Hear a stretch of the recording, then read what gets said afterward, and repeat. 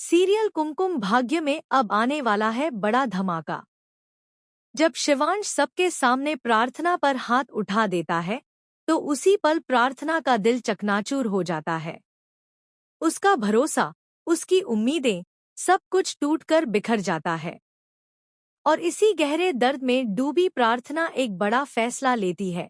वो इस घर में अब कभी नहीं रहेगी और घर को हमेशा के लिए छोड़ देगी।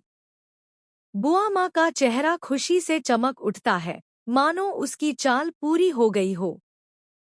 प्रार्थना अपना सामान बांधकर निकल पड़ती है। लेकिन सवाल ये है, क्या शिवांश उसे रोक पाएगा? इसी बीच घर में पूजा का आयोजन होता है। सब लोग खुशी खुशी शामिल होते हैं।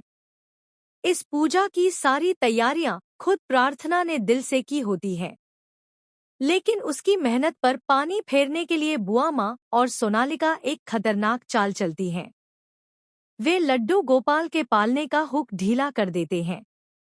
जैसे ही झूला झुलाया जाता है, वो टूटकर नीचे गिर पड़ता है। सारे घर में चीख पुकार मच जाती है। लेकिन उसी वक्त प्रार्थना और शिवांश मिलकर कान्हा जी को गिरने से बचा लेते हैं। प्रार्थना सब कुछ चुपचाप सह जाती है, किसी पर इल्जाम नहीं लगाती और पूजा में मन लगाती है। मगर अगली सुबह सोनालिका अपनी साजिश को आगे बढ़ाने के लिए शिवांश के कमरे में जाती है और उसके करीब आने की कोशिश करती है। प्रार्थना उसे सख्त लहजे में चेतावनी देती है। गुस्से में भरी सोनालिका सारी बातें जाकर बुआ माँ को बता देती है। बुआ माँ प्रार्थना को समझाने आती है, लेकिन तभी वहां शिवांश पहुंच जाता है। प्रार्थना भरी आंखों से शिवांश को कहती है, ये बुआ माँ आपसे प्यार नहीं करती, सिर्फ अपना फायदा देखती हैं।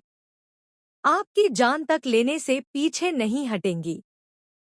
ये सुनकर शिवांश आग बबूला हो उठता है।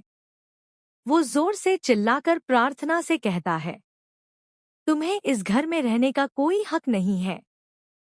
बेहतर होगा कि सब छोड़कर हमेशा के लिए यहाँ से चली जाओ और फिर कभी लौटकर मत आना। शिवांश की बातें सुनकर प्रार्थना टूट जाती है और वो कसम खा लेती है कि अब वो इस घर में कदम नहीं रखेगी। अब कहानी ने मोड़ ले लिया है। एक तरफ शिवांश की जिंदगी पर मंडरा रहा है खतरा और दूसरी तरफ प्रार्थना का घर छोड़ जाना।